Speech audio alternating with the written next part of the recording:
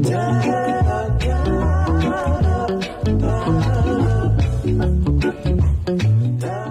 good morning, Saarloos wine enthusiasts. Here we are, April the 9th, 2012. And I want to bring you back into the vineyard again. As you might remember, we talked about our cover crop last time. And you can see it's growing up. There might even be some oats developing in here. Time to mow and get the floor of the vineyard back in shape. Some exciting things have happened in the last couple of weeks. As you can see in front of me, we have what we call bud break. For us, bud break is not a guy's first and last name. It has nothing to do with getting away from your friend, but in this case it has everything to do with the buds that are starting to come out of our vines. Last time we got together, we talked about our vines at rest. They were dormant. Right now the temperature in the soil and upstairs in the sky has got to a certain point, and a number of hours of sunlight has made these vines wake up, and they're pushing like crazy. Sap is coming up and the green is popping out of these buds. We talked about two bud pruning, and you'll see a little later with Keith a close-up. You'll see a good example of one bud and two buds coming up. They're going to come up here, and each one will have a cluster of grapes. Last time we talked with you till today, you look in the background a little bit, you'll see a tube. Say, what's that all about? Well, what we had to do is go through and replace some of the vines that the rodents damaged.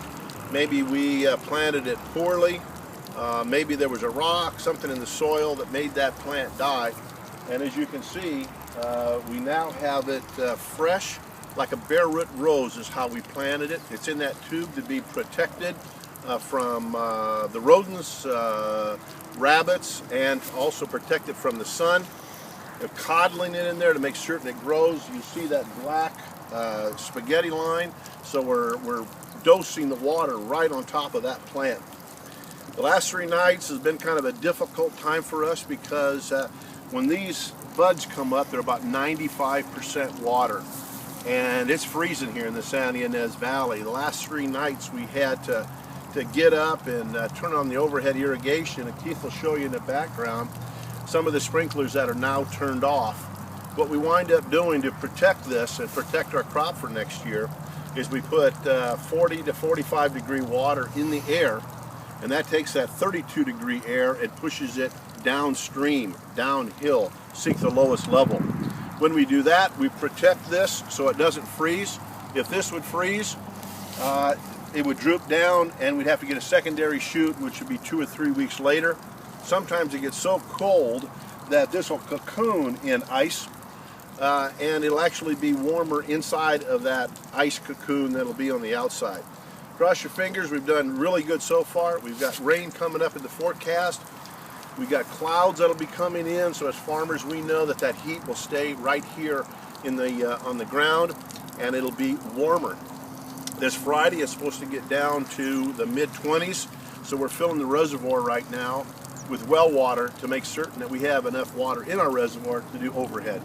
We'll be back with you next time in a couple of weeks to show you what we do with our wires to bring up and place the vertical shoot position in place.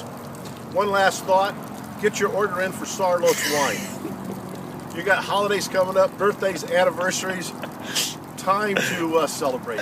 Thanks a lot for watching the video, guys. Bye now. Thanks, Dad.